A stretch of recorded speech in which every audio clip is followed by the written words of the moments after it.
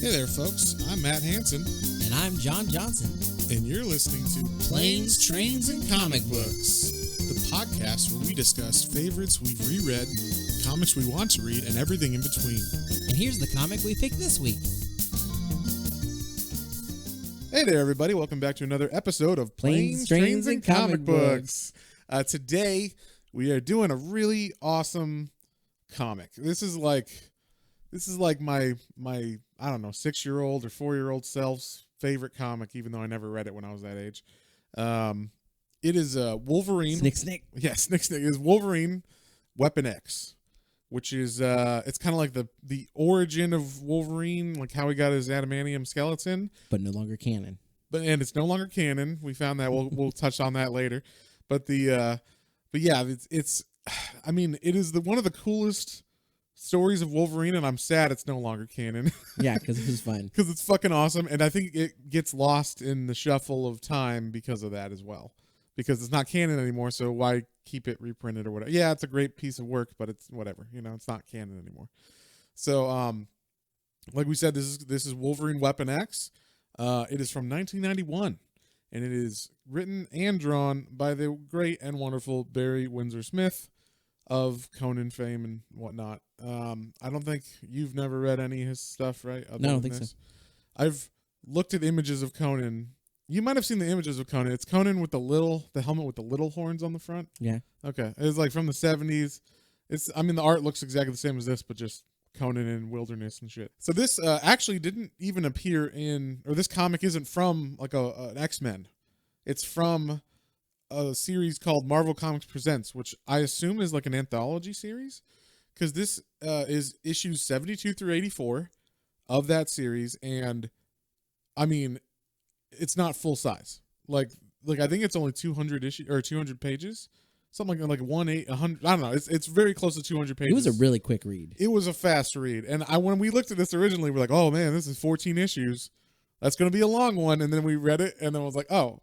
It was like a half-hour read or something. So, and a lot of it is like just like dialogue over pictures. So, yeah. So, this is basically like I heard people or I read people compare this to like a series, like a slasher movie, because like a Jason movie or something, because it's literally like 4 people in a lab with a killer. Go, you know, it does have that feel. I felt like it was like an alien vibe, like even especially like the comics Alien or the comic Aliens. It has that feel where it's like a lot of those take place in a lab. Someone's testing something, probably an alien egg or such, and then it gets out, and then havoc ensues inside that contained lab. So, it had that feel a lot. Oh yeah, I really liked it. So. I don't know, that whole like we're trapped in this area, we can't get out, yeah. So anyway, there's, like we said, there's only like 4 characters in this, pretty much. There's some like side people, but for the most part, these are the only characters that talk. There's a professor. You don't know his name or anything. The professor. Just the professor.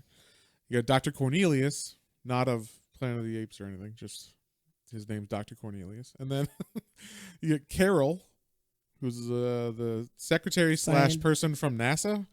So it's weird because she acts like if this was a movie, he'd be like, get us some coffee, Carol. And then it's like, but I worked at NASA before this. And then you have a government contact that talks to the professor. You just you don't see him on the page. You don't see anything. You just see the dialogue on the phone. So, yeah.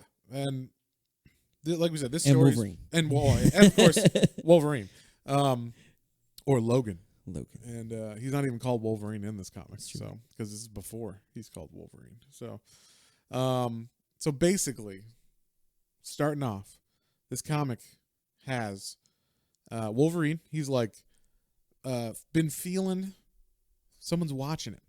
He's been kind of on edge of recent. He's been having bad dreams and stuff too. It was weird. He had like weird dream premonitions about like exactly what's going on that they're doing before they get him. So, yeah. But like basically in the beginning of this comic is like images juxtaposed of Wolverine like feeling like someone's following and someone's getting him, is gonna get him, and then like he's training, he's like buying a gun and he's shooting. And it was weird to see Wolverine like at a gun range. Yeah. Well, and so we'll say this now. He doesn't have his bone claws in this, which is something I thought was canon forever, but apparently in 1991 that wasn't canon. Because I remember at some point in the X-Men run, and it was like a big deal. I think like maybe 1993 or something, Magneto rips out his adamantium, and then he's got bone claws underneath. So I guess that might have been the start of that. Yeah. And so before that, it was just, hey, he's got adamantium for some reason in his arms. So, and they worked out perfectly to be 3 sharp blades. So, but yeah, so this is before that. So he's got a gun. He's just a mutant with healing factor, basically, and that's about it. I think he's just got his healing factor. So then, and like I like hunting and tracking. Well, yeah, he definitely has his like senses, like his yeah. Smell him, bub. Good. Yeah, that's a good way to explain it. Yeah.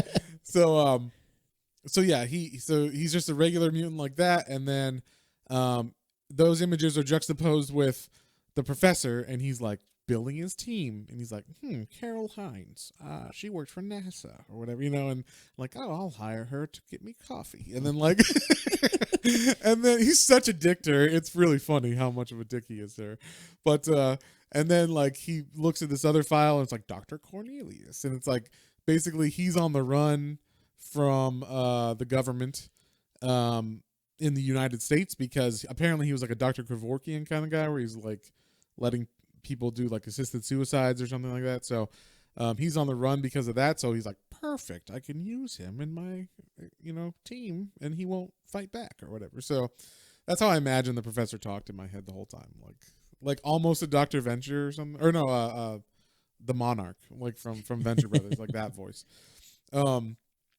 But yeah, so they go, and it shows that, like, the testing, and they're testing on rats, and they show them like injecting into the rats or whatever, and the rat dies, and then it shows a monkey being tested on, and the monkey dies, and like gets all fucked up, and it shows like an ape, and I thought the ape was Wolverine because it has like the same chops as like the hair yeah, as Wolverine, and he's floating in there, and I think he dies as well. But, so obviously human trials are next. Yeah, exactly. I mean, I'm sure Wolverine will be fine. And so what we find out, or what we don't know, is that we kind of assume that they know Wolverine is a mutant, and that's why they're picking him. But it turns out, basically, the government who's running this experiment for under Weapon X or whatever, or Experiment X, is in charge, and they're the ones who hired the professor. So the professor and Cornelius and Carol don't know that Wolverine is a mutant. Only the government does. So that's why they tell the professor, you guys should pick up this guy. Yeah, he's a good candidate. Like, here's his file. So they go to pick him up finally. It's been a year, and Wolverine's like, man, I can't believe, like, I feel like, I need to write my mom because, like, I need to tell her goodbye because I just have this premonition of things happening. Someone's going to take me or something. And then someone does take him. And I think he's all drunk and everything that night. So these 3 guys come to jump him, and they don't know what they're up against. So they like knock him out, and then instantly he's awake again and just starts like punching the fuck out of them and like beating him up. And eventually they get him down, but they have to like beat the shit out of him apparently. And then the next scene is just Wolverine's body, hairless. Yeah. All shaven, and he's been shaved. Yeah, they didn't care about the ape. They didn't shave the ape, but they shaved him all the way. So maybe that was what was needed for you to survive, is if you have too much hair in the tank. It just clogs up things. Yeah. So, but yeah, so he's floating in the tank, hairless, and they're making things. They're like, wow, how come he looks like that? He's supposed to be completely shaved. And it's only been like 5 minutes or something since they put him in the tank and shaved him. And they're like, we did shave him. And like, well, you did a terrible job. He looks all hairy still or whatever. So he's got like a week's worth of hair already growing back after he gets shaved. And they're like, that's weird. And then they're like, well, whatever. Commence, adamantium injections or whatever. And they're like, they start doing it. And the way that they draw him in the tank is cool. He's got like all these like ports It kind of looks like if you have a shattered bone or whatever, and they have to put those like spikes or whatever to hold all the bones in place, all the pins and stuff. Yeah, it looks like that, but all over his body. And all these tubes. Yeah, and tubes going into those pins. And so they're just injecting all this, I assume, molten adamantium into his veins. And maybe that's why the monkey didn't live or whatever. It's like 2,000 degree metal injecting into your body. That's not gonna work. Yeah, that's probably not gonna work. Yeah, but I guess he instantly heals, basically. Yeah, and so he's doing fine. They're like, wow, he's doing great. Keep it going. Keep going. And like eventually they're like, like according to our readings, like he's supposed to be done already, but like his body keeps taking it. And he's like, well, keep it going, And then the professor's like, well, I'm out for the day. I'll see you later. You guys got this, right? I'm gonna go watch this from my quarters. And so like he goes to chill out in the room or whatever, like his, I don't know, private room where he's got like a TV, and he goes to like call the government guy. And like, right before that though, like Carol's like, oh my God, look at him. And like all his wounds are gone. All of his hair is back now. And all of his hair is back. So she's like, oh, you know what? I think this is one of the mutants that they keep talking about. And then the professor's all pissed off. And that's like one of the reasons why he leaves. He's like, I'm going to go to sleep or whatever. You tell me if anything happens. And then he goes to call the government, and he's like, why didn't you tell me he was a mutant? I looked like an idiot in front of Carol. She's supposed to get me coffee, goddammit, or whatever. Because that's how he is. He literally treats her like shit the whole time. Like he even like he's like, oh well, we'll get to how he treats her like shit later on. But yeah. So he's talking to the government, and the guy's like, well, it's fine. We just wanted. That's why we recommended him. He would be a good subject or whatever. Keep it going. So he's like, fine. I just don't like it. And then this is like the funniest thing, or like this is how much they care about humans and shit in this. So Wolverine wakes up, and they're watching him on the screen, and he wakes up, and they're like, oh, like the professor's like, hey, to this lab tech number 2 is his name. Like, hey, go check it out, make sure he's okay. And then like Wolverine, like, he starts to like kind of wake up from everything, and he's like, and he's like freaking out, and then all of a sudden he looks down, and all these spikes, these blades start coming out of his hands, and he's like, and apparently he's in like extreme pain from the blades coming out of his hands.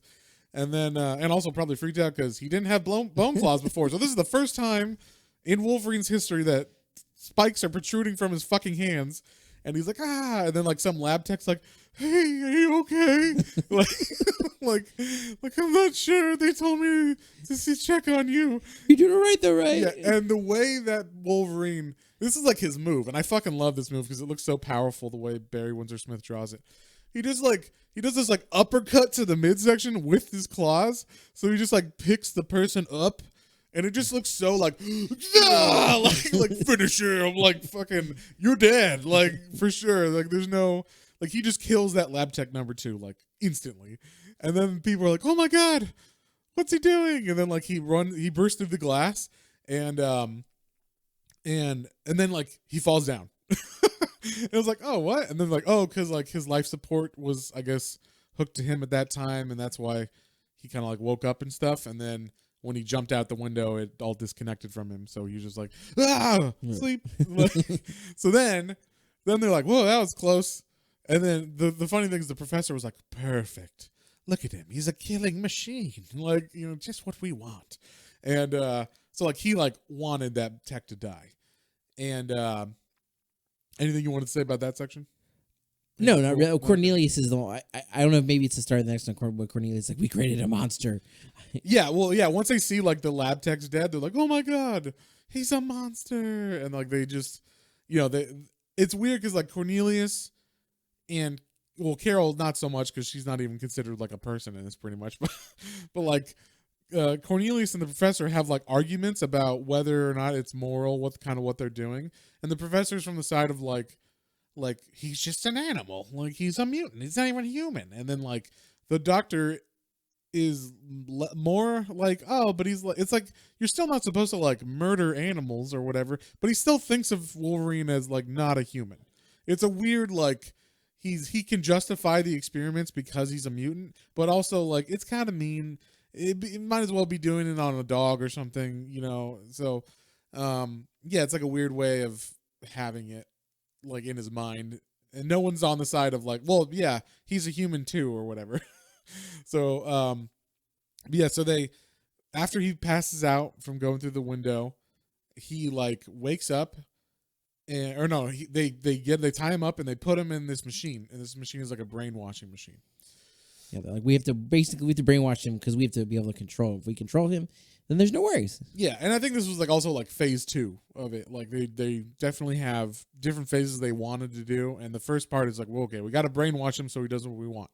So they do the brainwash, and they hook him up at first.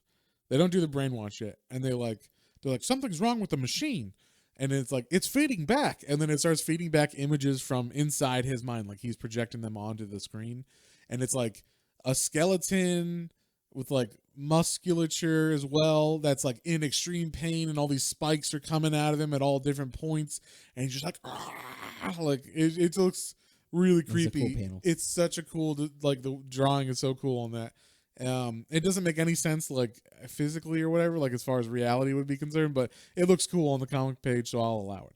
And then and then like he kind of like wakes up as he's like doing that, and he grabs Carol and he starts choking her, and then the professor's like, "Let go of her, you beast!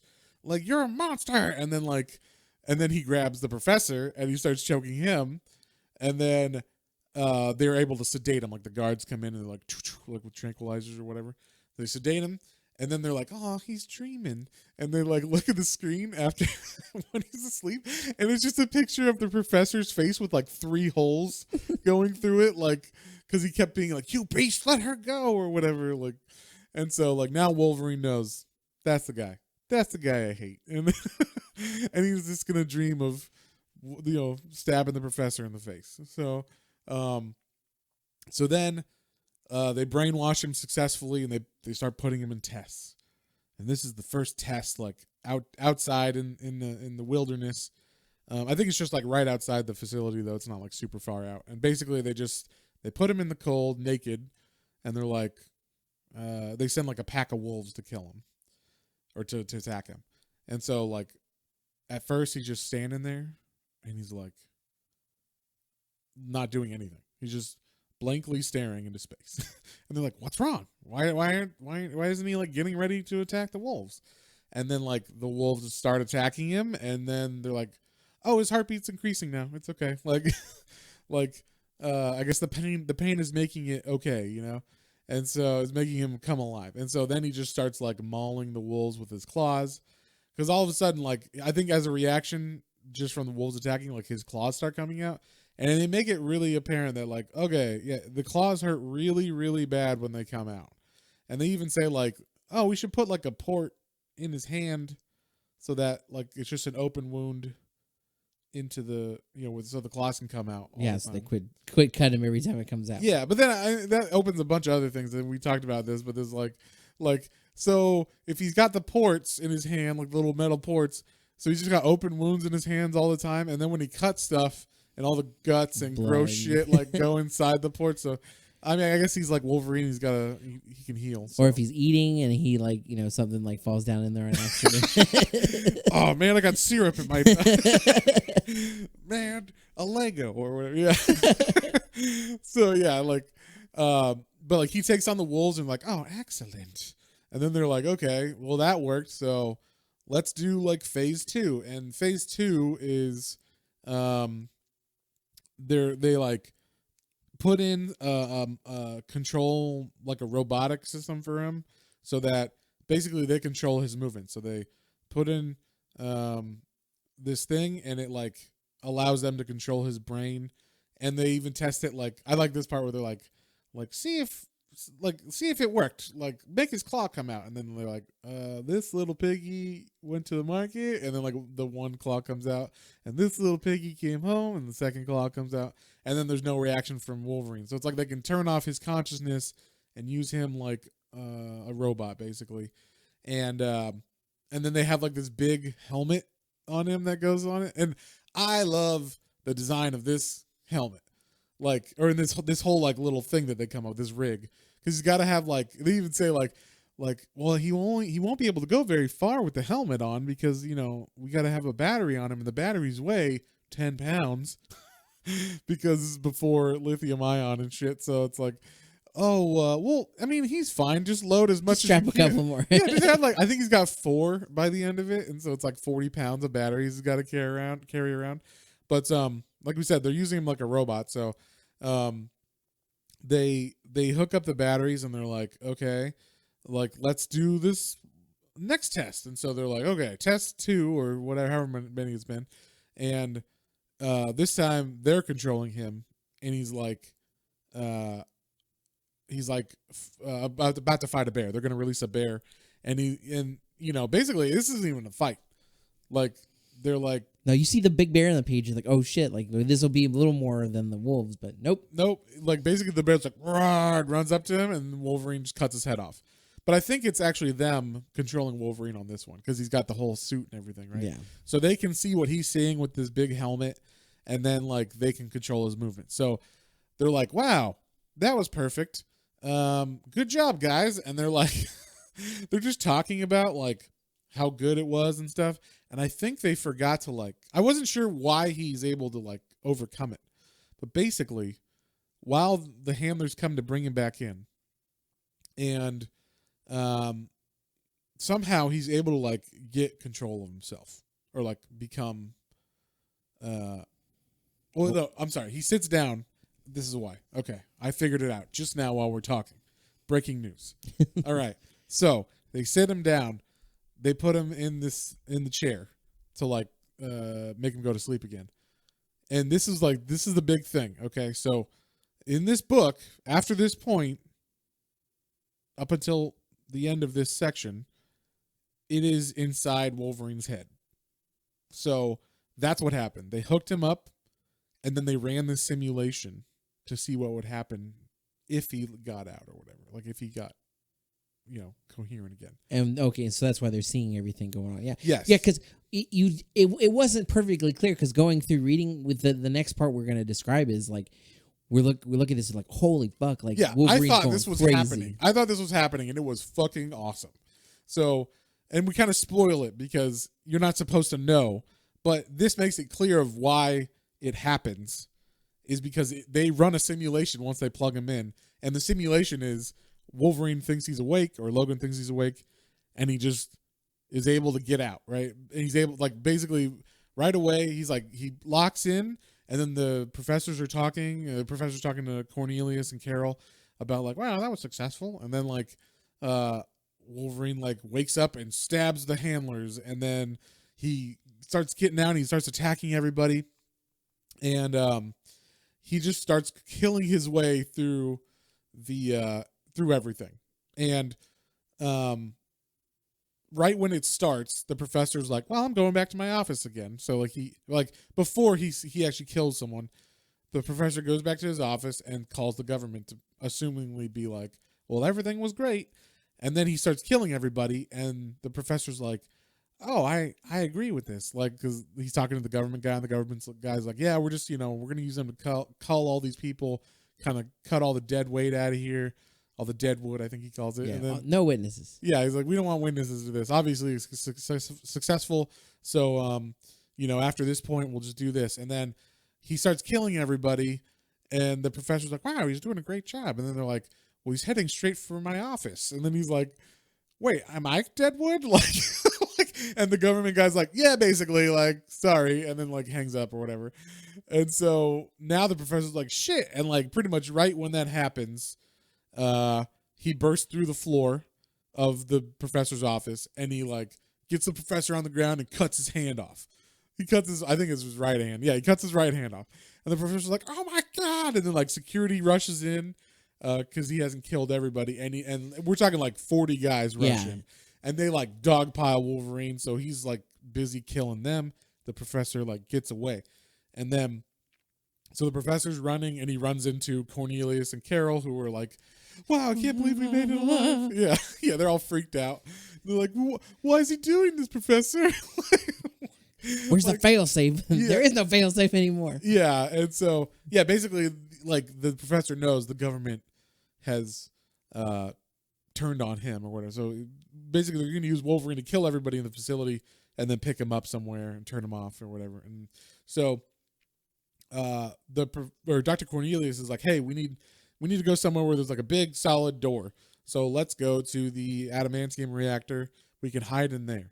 And so he picks up like a guard's gun on the way, and then they close the doors and like, well, hopefully he can't find us here. Well, Wolverine, his claws apparently can cut through solid steel and all that shit that's like 16 inches thick. Because it doesn't stop him at all. He's just like, cha, cha, cha, like, and they're like, oh my gosh. And then the professor's like, shoot him as he like breaks through. And Dr. Cornelius is like, I don't want to, like, I don't know what to do. And then the professor like hits him in the back of the head and he ends up accidentally shooting at Wolverine. And then we get the patented Wolverine gut punch, spikes through the midsection. He does that to Dr. Cornelius, and he's like, and like Dr. Cornelius looks so like, oh my god, like as he's getting punched.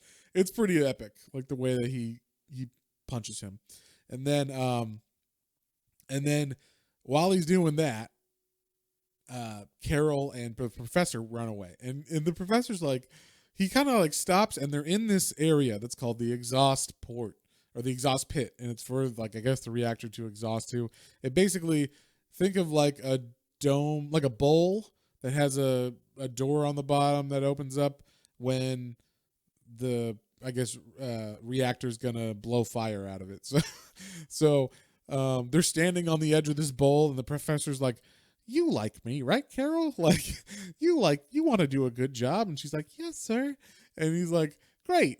Well, how about you stay and be bait for Wolverine and I'll run away? And she's like, but, and he like, thanks for volunteering. And he just like pushes her into the fucking pit.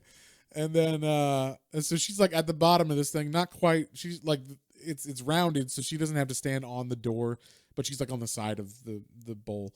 And I guess Wolverine finishes Dr. Cornelius off, and he's like, now he's going after the professor still. So he walks and he sees Carol, and he goes down there, and the professor ran up to the control pit. So he's like, okay, perfect. Like, good job, Carol. Keep him where he's at. Like and it's weird because Carol's like freaking out. She's like super scared, of course. But then Wolverine kind of spares her. And like, yeah, this is like one of the only times he actually talks in it, because it's like, please don't kill me, I beg you. And he's like, I understand you, and you don't matter to me. What I want, and like it gets cut off. Yeah, and basically he was like, you don't matter, you're not a threat, and like I'm not gonna kill you, and like also you're just like the coffee getter, so like I'm not too mad at you. And so that's like the air of her. It was like she worked for NASA, and so she's super overqualified for whatever she was doing for the professor, and he treated her horribly, just like, an asshole in the, I guess this would be like kind of like Mad Men style, where it's like, hey, I know you have a degree from Harvard, that means you can get my coffee real good. Like, so he spares her, and like, but right when he's like sparing her, the professor turns on the exhaust and it starts blowing, radioactive fire out of it, and it starts burning Wolverine, and it's like fire set to 10,000 Kelvin or whatever, and like, so it should be dead. Yeah, no, it's going. You see, like, obviously all of his hair gets burned off again, and it, like, you just see his like burned, like, looks like almost like getting like a crusty body. Yeah, it kind of looked like V from Vendetta when he comes back like from the ashes, and he's just like a humanoid. He's like in a figure, but he's not. He's all burned and shit. So so then then the professor's like, cool, I got him. He's all happy and shit, and he's like, then it's like, temperature 10,000 Kelvin, 6,000, 5,000, 0.2 off or whatever. Like, and the professor's like, what? I didn't turn it off. And he's like, God damn it, government! Like, because the government wants him dead. So they turn it off, and then Wolverine just kind of stands up, and he's like, that ain't gonna do it, And then he bursts through the glass, and basically he just like, the professor goes to push a button to call for security, and he cuts his other hand off, which is fucking awesome. And then he does the patented punch, the patented gut punch again. Gut punches him, and then while he's got like the professor like next, his face is next to his face. He's like, now I got you or whatever. And like the professor was like, why are you doing this? And you think you're gonna get revenge? And Wolverine actually talks at this part, and he's like, you think there's something to like that can atone for like what you did to me or whatever? And it's kind of like broken up speech. It's not, because he's been brainwashed. He's not 100% like able to talk. And then he like puts his fingers or his claws in front of the professor's face, and you see 3 panels. Or you see one kind of poke out at the top, and then 3 panels happen. You hear, then another panel, and another panel. So like he slowly did each claw through his face, and then he's like, "Well, that was awesome." I'm like, "No, that's done." And then he just passes out. Then it's like he wakes up and he's like, "Whoa, like what happened here? Like I don't understand." Like he wakes up and he doesn't remember anything, and then. So he's like, he stands up and he's like, what the heck? And he kind of like looks at all this blood and everything going on. He's like, I don't understand. Like, I'm here. I'm naked. What's going on? Yeah, what's going on? Like, why am I here? Who are these dead people? And he like, as he's walking by the dead people, he kind of remembers their faces as he's murdering them. He's like, I feel like I know that guy with the face ripped off. I feel like I do. Like, I've definitely seen that face before.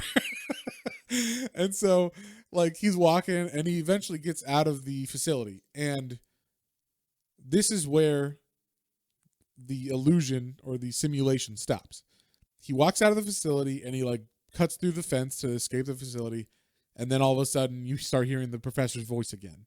And he's like, it's amazing what that simulation proved or whatever, like, and they're just talking about shit again. And you're like, wait. I'm glad that really didn't happen. Like, yeah. That was wild. Yeah. I wonder why he didn't kill Carol. Like, like weird shit like that. Like they just start talking about it. And then they're like, well, and finally we get to see what he can really do. And they're saying like, it's amazing. He's able to like switch from that simulation to like pure instinct right away, because they have waiting for him a snow leopard, like to fight, and it's like right in front of him, and they're like, look how he just switches from like the simulation to the mode. He doesn't even question why the leopard's there. He's just like ready to fight.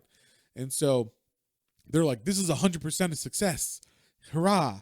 And I will say, this snow leopard fight is more epic than the bear fight. Oh yeah, I'm surprised about. I know. I was expecting it to be fast too, because they've been.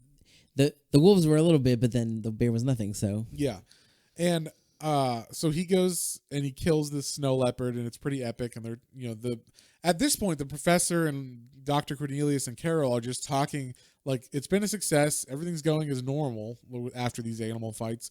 The handlers come to get them, so they're talking. They're not even paying attention anymore, and they don't notice that the handlers are all murdered.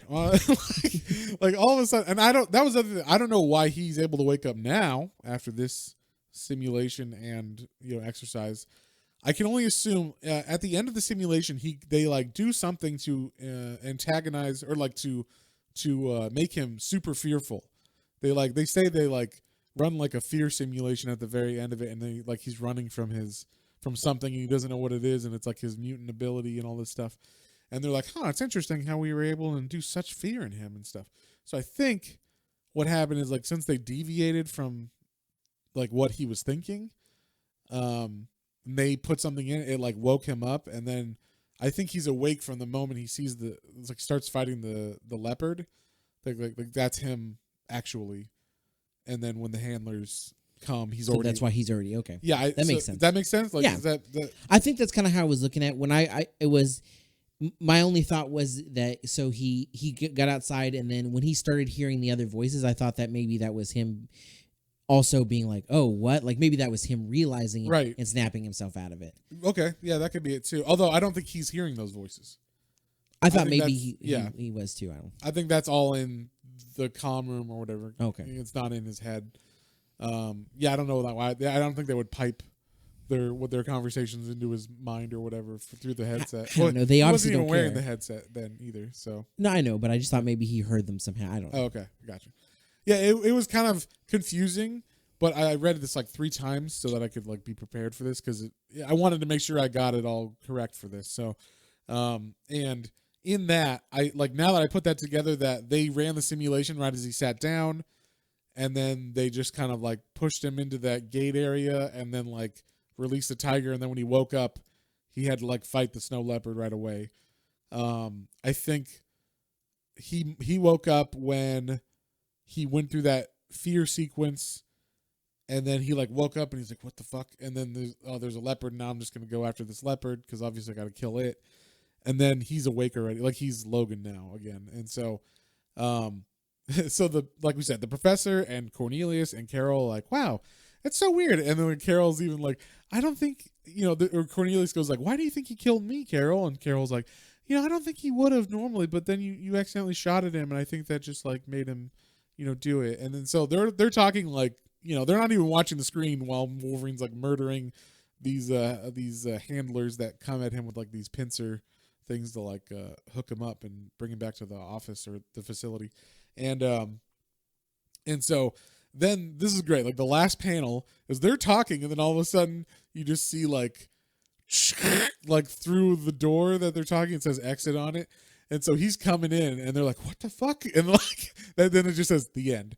So you're like, oh, like we got the kill stuff that he's going to murder all these people now. Yeah. Like that's the funny thing is he spares some people in his mind, but all of these people now are going to die. They're going to die. Because he knows that all of them are bad now. Not just like he's not going to spare Carol. He doesn't have a soft spot for Dr. Cornelius until he shoots at him. Like, he wants to kill all of them now. And so that's like how the comic ends officially. And then there's like a epilogue where it just shows him like walking in the snow. And I didn't pick up on this until now, or this time I read it this last time, but it seemed like the snow wasn't just white. They had like red in it. So I think he's just covered in blood walking. It froze. So that's why it looks kind of like frosty blood. And so yeah, he's like covered in ice and snow. His claws are out and covered in ice and everything. And he's just walking in the middle of the fucking Canadian tundra or whatever, like the forest. I love his chops getting all the ice like down on it was pretty epic. And then the last shot of the last panel of the comic is a shot of I assume it was the the control sensor, like the thing that made him like a robot, pulled out and then on the ground, and it was all bloody. And then there was like a hand that was all bloody, and like a bunch of broken glass and shit that was all bloody. So you're like, oh, he killed everybody. So it was pretty fucking epic. I was like, this is awesome. And especially, I was a little pissed when I was like, it was all a dream. But then the second and third time I read it, I was like fine with it because it wasn't a surprise, and I could like focus on some of the other cool stuff. And then I'm like, okay, and now that's why that makes sense now. And I could put some things together that, if you're reading it the first time and only once, you're like, oh, it was all a dream? Wow, that ended fast, kind of thing. But it all makes sense if you read it like a second and a third time. So it was cool. It was a really, really good read. Anything you want to add onto any of that stuff? Just in general, the one thing that I'm not nitpicky, but the one thing about some of the older art that always gets me is the blue for black hair. And I don't know damn it, John. For some reason though, it doesn't bother me on Wolverine. I don't know why. Because it's goddamn Barry Windsors-Smith. Probably. we'll call it that. Yeah.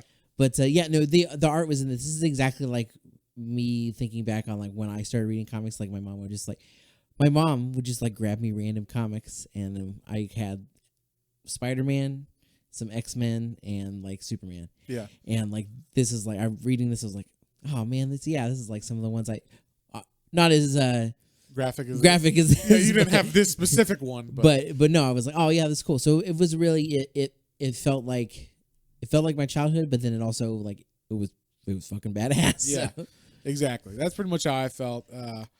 Yeah, this really felt like that. And now we'll say what wasn't continuity anymore, or like why this story isn't in continuity anymore, is because in this they specifically state like when he's getting injected the first time, they keep saying like his wrist and hand area keep taking more than the rest of his body, or Yeah, whatever. it's like filling up in there. Yeah, and so I don't quite understand why this would be, but it makes 3 claws in each hand, perfectly bladed claws. So, so that was and then, like, there was no bone to cover or anything. So maybe that's why. Maybe people thought that was weird. That So they made it kind of make more sense. So they made it more He sense. had bone claws. Yeah, he always had these claws. That was like one of his mutant powers. So, but yeah, so they keep saying like those blades are pure adamantium, like solid hard adamantium. Like, just they said that a couple times to, like, make sure everybody knows what's going on. So, yeah. Well, on that note, what would you give it, John? This was a great one, and so the art was really cool. The story was fantastic. I liked it. I would say an 8. An 8, yeah. It's a good solid read. I'm gonna give this an 8 too. I mean, the first time I read it, I was like, yeah, it was cool. Like, maybe a 7, maybe even a 6, like, because it was so fast and there was like the weird, like, oh, it was all a dream. Like that's kind of like a trope that happens in movies and stuff that people hate. We're like, oh, this whole cool part of the movie was all a dream. Great, like the end of Dallas, that show. Oh my god. But anyway, but then the second and third time I read it, it all made more sense, and because I knew it was a dream, I picked up on a lot more stuff. And so I was like, oh, you know what? This is actually like really well thought out, but it's made for like a not first time read. It's made for like, oh, you're going to like, you thought it was cool enough to read again. We'll check it out. And then you read it another time. We'll check this out. And so, it was like some good layers. The only thing that was kind of weird with this one, I will say, is that Barry Windsor-Smith is an artist who writes. So he did a different way than I've seen of the panel structure and whatnot. And then the dialogue and other, any kind of words did not follow the normal structure of a comic. That's true. That was a little bit odd getting used to, because I just had to get used to it. But once I got used to it, it was fine. But yeah, because it wasn't always like perfectly like left, right, and then left, right, and then left, right. Like sometimes you kind of had to follow it through the page. Yeah, like the dialogue bubbles or any whatever writing meandered through the panels, and then you're supposed to like look at the panels as you're going through, but you're just supposed to follow the word balloons. Bendis does that a lot, like in his Powers and Daredevil runs and stuff, but like he has a tail that goes to each one, and so like it makes sense how it goes. But this was like, even some stuff didn't have tails. You could just have like square blocks on the page. Yeah. Of like the page where we're coming out of like the dream, and he's realizing they're sewing. Yeah, there's just writing. Just writing on the panels, and that's a perfect example, because that's what they're talking in the lab, and they're not even in the panel. Right. So you're like, what? Yeah, you're like, what is and this? Yeah, and like they're not, like you said, they're not like perfectly left to right, so you're kind of like all over the place on that panel. Yeah, and at first I was like, oh man, this is gonna be annoying to read. But once I got used to it, probably like by the 4th or 5th page, I was used to it. So then I was like, okay, like I get it. I'm just supposed to follow this thing and then look at the art behind it. Like it's kind of like he drew the pages first. Like, I mean, that's what you do anyway, but no script, just the pages, and he had it all in his head. And then he was like, all right, let's write these words over this. Like, and I guess Wolverine said something here. Yeah. Dr. Cornelius said something here again. Yeah. Yeah, he doesn't want to cover any of his art, so just wherever there's blank space, he like puts the bubbles, and you're supposed to track it through. Wolverine's supposed to be naked here, so we'll put a word bubble over it. Yeah. Oh, yeah, there was a lot of those batteries, those 10-pound batteries really blocked his 10-pound piece. You know what I'm saying? So, there was a lot of moments where Wolverine had a battery. Yeah. In the Wolverine is middle of his legs. naked in this entire comic. Yeah, and he. But there's no obviously nudity or anything. Well, you see his butt. You see his perfect buttocks. Yeah, which I think that's why Hugh Jackman was so. He's like, well, I got to do it for the continuity. Why? You a big fan of the Jackman? Jackman butt. Disney Plus just pulled all those out because they bought Fox now, and that was the one thing that I saw. There was a story everybody was saying they didn't censor Hugh Jackman's butt, so even Disney's okay with it. So yeah, well, I can't wait. Well, Deadpool do they own Deadpool? They do, but it's not on there yet. Oh, okay, yeah, because that's rated R, and there's a lot of stuff in that. So, yeah, we'll see. So we'll see, but yeah, no, it was. You're like you said, it was. They always had a way. It was everything important was covered. Yeah. So I'm gonna give it an 8 because the second and third time I read it through, I was like, oh, this is like way more layered than I thought it was gonna be, and I really like the feel of it being like an alien comic and everything. I'm sad this is not in continuity anymore because I think it would get more fanfare if it was, because it's a pretty badass story. I want a statue of the Weapon X with the helmet, Wolverine in the snow. There's a statue from Sideshow where he's got that helmet and he's all like, ugh, and he's got the batteries and everything on him. I'm like, oh, that's fucking awesome. So we'll see. But but yeah, anything else you want to add? No. All right. Well, if you guys have any comments, questions, or suggestions, you can email us at planestrains.comicbooks, all one word, at gmail.com. Don't forget to check out our Facebook, Instagram, Twitter, and YouTube for exclusive content like Matt's hardcover reviews. Yeah, and more hopefully coming up. Yeah, we might have some other things in the works. Yeah, I'm working on some stuff. But and then next week we're going to do Infinity Gauntlet. So if you guys want to read along and read that first, and then you can hear us talk about it, or if you want to get everything spoiled like normal, you just listen to it. So everybody have a good week, and we'll see you next time. We are inevitable. Bye. Well, folks, hope you enjoyed that episode. If you did and you'd like to follow us on social media, our Facebook is Planes, Trains, and Comic Books, and our Instagram is @Planes, Trains, and Comic Books, all one word. And be sure to like, share, and subscribe for more recommendations to add to your weekly pull list. Thanks for listening, and we'll see you next time.